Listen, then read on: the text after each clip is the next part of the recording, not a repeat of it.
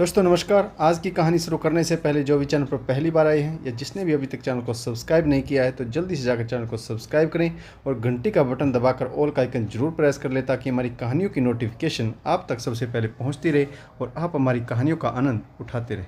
तो चलिए शुरू करते हैं आज की एक और बेहतरीन कहानी। रमा को हमेशा ही बाबूजी की चिंता लगी रहती है। यूं तो बाबूजी ने अपना पिता होने का कोई फर्ज नहीं निभाया, लेकिन वह बेटी होकर पिता से मुखर कैसे हो सकती थी। उसे तो संतान होने का फर्ज निभाना ही था। ऐसा नहीं है कि रमा को अपने जन्मदाता से सहानुभूति नहीं, परंतु वह कंठहार ही क्या जो गले का फंदा बन जाए। वह अपनी शादीशुदा जिंदगी में खुश थी। अभी उसकी शादी को 1 साल ही हुआ था। ससुराल में उसका बहुत बड़ा परिवार भी नहीं, सास ससुर इस दुनिया में नहीं।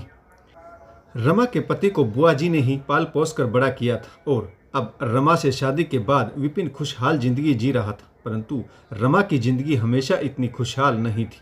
रमा की मां सरकारी अध्यापिका थी, बेटी को खूब पढ़ाना चाहती थी, लेकिन पिता हमेशा मखमल की रजाई में बड़ा सा छेद बन जाते जो हमेशा दर्द देते थे। रमा की मां ने प्रेम विवाह किया था। पिताजी की स्टेशनरी की दुकान थी जो सरकारी बीएड कॉलेज के पास थी। रमा की मां वहीं से अपनी पढ़ाई कर रही थी तो उन्हें अशोक से प्रेम हो गया। दिल दे बैठी वह।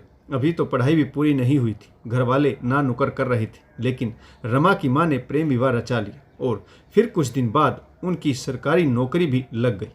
पिताजी घर और दुकान संभालते थे। मां को इससे कभी ऐतराज नहीं था, बल्कि वह तो चाहती थी कि मां या पिता दोनों में से किसी एक अभिभावक को बच्चों के साथ घर पर होना चाहिए। रमा की मां की इस छूट को पिताजी ने अपना अधिकार समझ और धीरे धीरे दुकान से भी विमुख होने लगे। दुकान में घाटा होने लगा। मां ने कर्ज में डूबी दुकान को फिर से चलाने के लिए कई बार उसमें पैसे लगाए, लेकिन बाबूजी हमेशा ही लापरवाह रहे और फिर दुकान बंद करनी पड़ी। रमा की मां घर बाहर की जिम्मेदारी संभालते संभालते चिड़चिड़ी होने लगी। ऊपर से पिताजी ग्रस्त जीवन से विरक्त थे। शराब पीना, जुआ खेलना, अयासी करना यही काम थे उनके।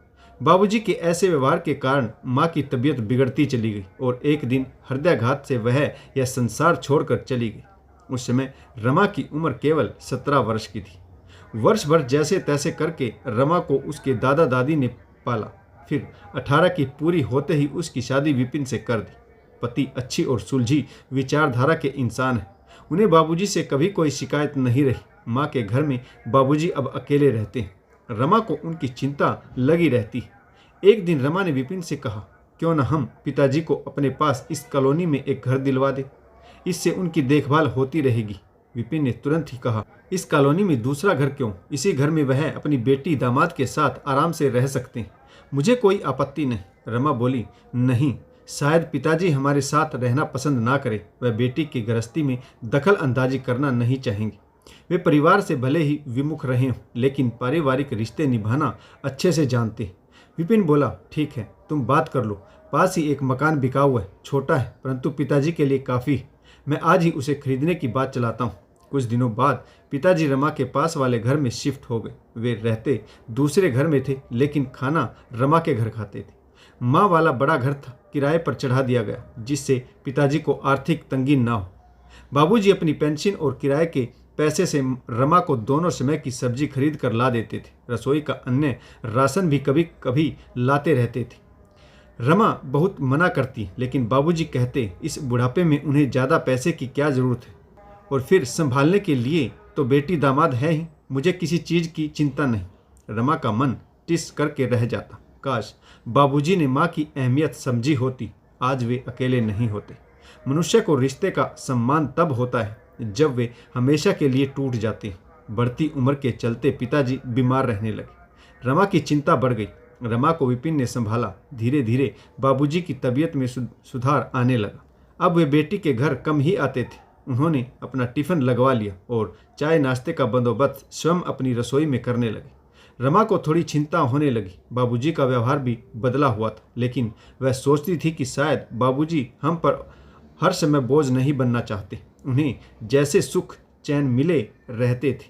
एक बार देर रात रमा आंगन में टहल रही थी। उसे नींद नहीं आ रही।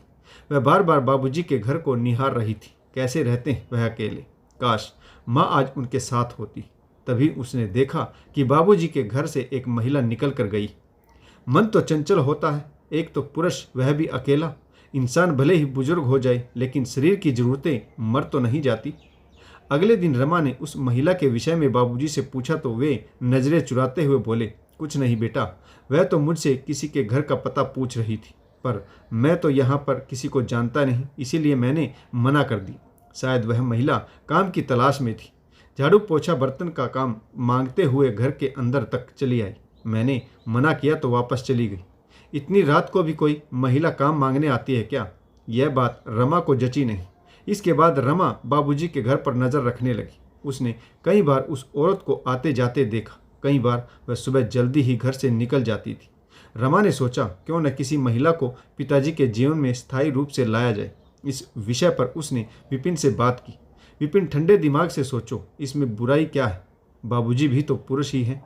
रोटी से पेट भरता है लेकिन सामाजिक भावनाएं नहीं मिटती। पिताजी को अकेलापन काटने को दौड़ता होगा। इस उम्र में उन्हें मानसिक शांति के लिए किसी अपने की जरूरत है। अकेला इंसान कब तक जीवन की गाड़ी खींच सकता है? विपिन ने कहा, ठीक है, पहले उस महिला के बैकग्राउंड का पता करो। कहाँ से आई थी, उसका पेशा क्या है, कहीं वह कोई फ्रॉड तो नहीं। विपिन अपनी जगह सही थी। इसी बीच विपिन की विधवा बुआ के इकलौते बेटे की अकस्मात मृत्यु हो गई। वे पहले से ही विधवा थी, अब बेटे का सहारा भी छिन गया। विपिन बेटे की 13वीं के बाद उन्हें अपने घर ले आए। आखिर बुआ के उन पर बहुत सारे एहसान थे। जब माँ बाबूजी नहीं रहे थे तो बुआ ने ही उन्हें पाला था, पढ़ाया लिखाया और आज इस काबिल बनाया कि वह अपने परिवार को 2 वक्त की रोटी दे सकता है। फिर इतनी अच्छी नौकरी के होते हुए बुआ जी को बेसहारा वह कैसे छोड़ सकता था? इसके कुछ दिन बाद ही रमा का पैर भारी हो गया। बाबूजी खुशी से फूले नहीं समाये। रमा के लिए कुछ न कुछ खाने का लाकर दे जाते। बुआ जी रमा की देखभाल में जुटी रहती, उसकी पसंद के अनुसार खाना बनाकर उसे खिलाती।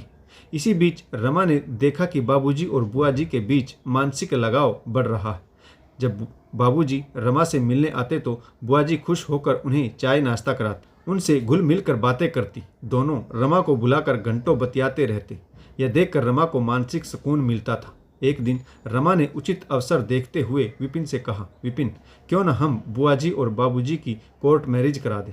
इन दोनों को भी सहारा मिल जाएगा, एक अधूरी तस्वीर पूरी हो जाएगी। विपिन ने अगले ही दिन बाबूजी और बुआ जी को बिठाकर बातचीत शुरू की। बाबूजी, आपसे हमें कोई परेशानी नहीं और बुआ जी के घर में आने से तो हमारे घर आंगन में खुशियां आई, लेकिन फिर भी हर इंसान के पास अपना सहारा होना चाहिए, एक मनचाहा साथी होना चाहिए जिससे वह मन की बात कह सके।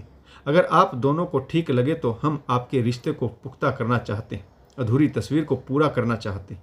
मैं अभी ऑफिस जा रहा हूँ, सोच समझ कर फैसला करना। आप दोनों चाहेंगे तभी इस रिश्ते को उचित नाम देंगे। यह सुनकर बुआ जी कमरे में चली गई। रमा ने इसे अनकही रजामंदी समझा। उचित समय देखकर दोनों की कोर्ट मैरिज हो गई और एक अधूरी तस्वीर पूरी हो गई। तो दोस्तों, कहानी कैसी लगी कमेंट्स जरूर कीजिएगा।